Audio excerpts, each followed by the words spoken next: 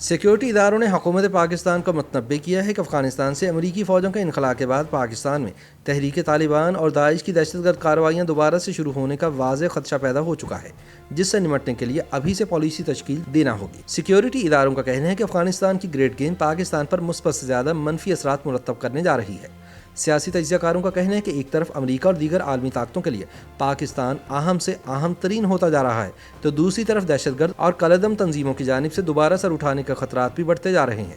Security اداروں کا کہنا ہے کہ یہ سوچنا خام خیالی ہوگی کہ افغانستان سے امریکی فوجوں کے انخلاء کے بعد وہاں کی سرزمین پاکستان کے خلاف استعمال ہونا بند ہو جائے گی۔ اس امکان کا اظہار بھی کیا جا رہا ہے کہ اگر امریکی فوجوں کے انخلاء کے بعد افغانستان میں افغان طالبان طاقت میں آ گئے تو وہاں پر پناہ لیے ہوئے پاکستانی طالبان بھی مزید تگڑے ہو جائیں گے اور وہ پاکستان میں اپنا دہشت گردی کا نیٹ ورک دوبارہ سے بحال کرنے کی پوزیشن میں آ جائیں گے۔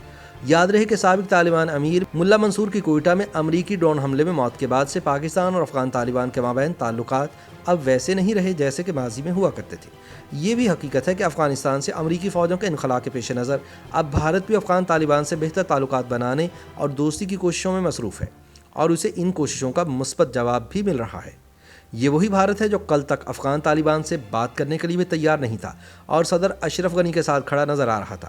بھارت افغان طالبان کی امریکہ کے ساتھ ڈیل کی بھی ڈٹ کر مخالفت کر رہا تھا اور ایسا لگتا تھا کہ اشرف غنی کی ڈوبتی کشتی کو بھارت ہی آخری سہارا دے گا، لیکن اب بدلتے ہوئے حالات میں بھارت نے بھی طالبان سے بات چیت شروع کر دی ہے۔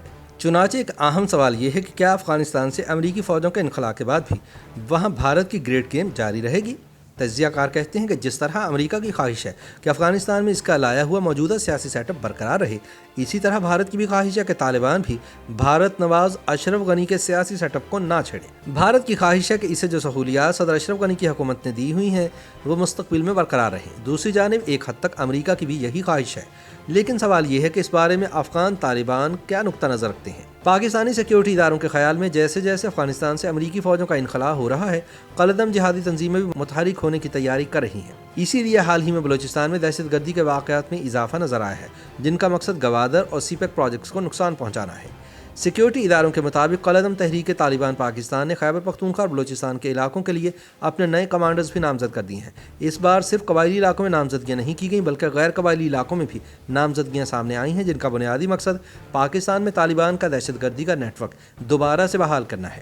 سیکیورٹی اداروں کے مطابق اگر امریکی فوجوں کے انخلاء کے بعد افغانستان میں دوبارہ خانہ جنگی شروع ہوتی ہے تو مزید افغان مہاجرین پاکستان کا رخ کر سکتے ہیں، لیکن مزید افغان مہاجرین کو پاکستان میں داخلے کی اجازت دینے کی صورت میں بڑی تعداد میں طالبان اور داعش کے دہشت گردوں کے بھی پاکستان میں داخل ہونے کے امکانات پیدا ہو جائیں گے۔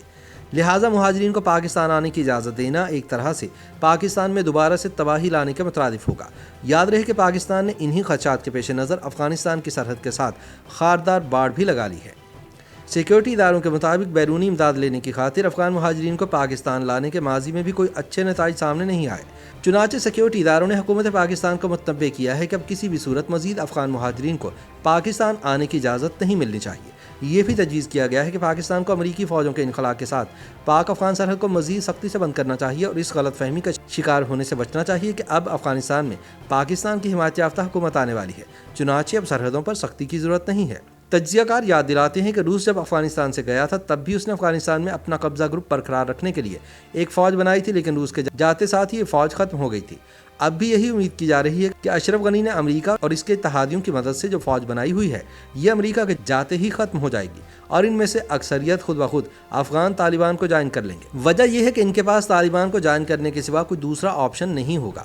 تجزیہ کار کہتے ہیں کہ اب تو شاید شمالی اتحاد بھی اس پوزیشن میں نہیں کہ وہ افغان طالبان کے مقابلے میں فوج کھڑی کر سکے، لہٰذا جہاں افغانستان کی گریڈ گیم پاکستان کے لیے مثبت تبدیلی لا سکتی ہے، وہیں اس کے لیے خطرے کی گھنٹیاں بھی بجا رہی ہے۔